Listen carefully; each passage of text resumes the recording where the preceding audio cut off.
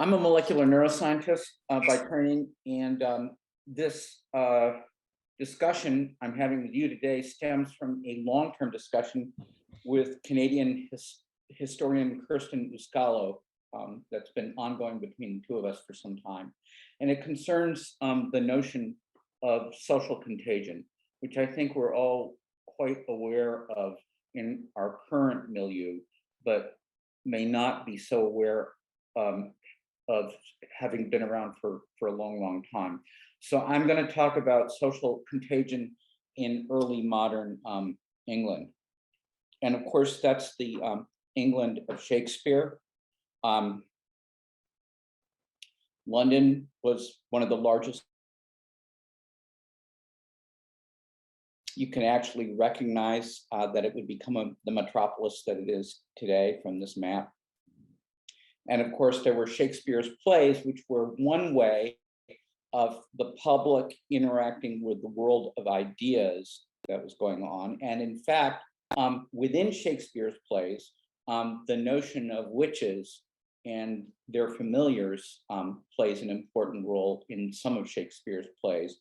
But in fact, the idea of witches, and I'm not referring to the Queen, but witches was, that was an accident, actually. But the idea of witches actually was a huge deal. In fact, a much bigger deal as a social meme in that era in Britain than Shakespeare's plays were. And here is an early engraving from that era from a newsletter with three witches. And you can see the animals that are associated with them. And in the meme of that era, witches were associated with small pet animals that were their agents and could go out and do great harm to others on their bidding. Here's another picture from another newsletter of the time of witches and their familiars. What I want to get across to you is the idea that there was a picture in people's minds that was communicated by the printing press at that time, that there were these evil agents who could do great harm to individuals, and that they were ubiquitous in your communities, and you had to watch out for them.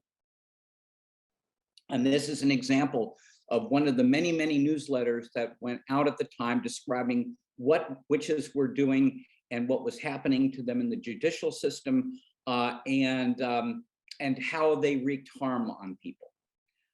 What I'm getting at is this idea, this meme at that time was a social contagion. And there are two aspects that are very interesting to me. First is how this social contagion, which was being mediated through newsletters, actually played out in real people's lives. And second, how at that time in the early modern era in Great Britain, that was a time of great social change. So it was a time of regicide in the monarchy.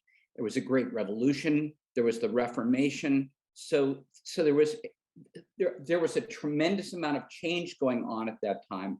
And there was at the same time this rampant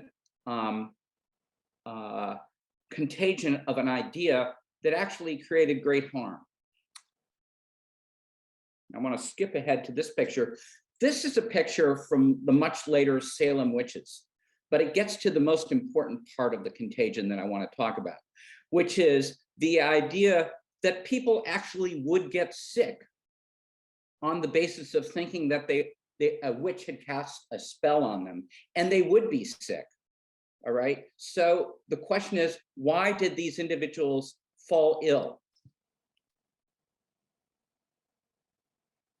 And I guess I'll end by the notion that it's, to my mind, to our mind, it's got to be neurobiological.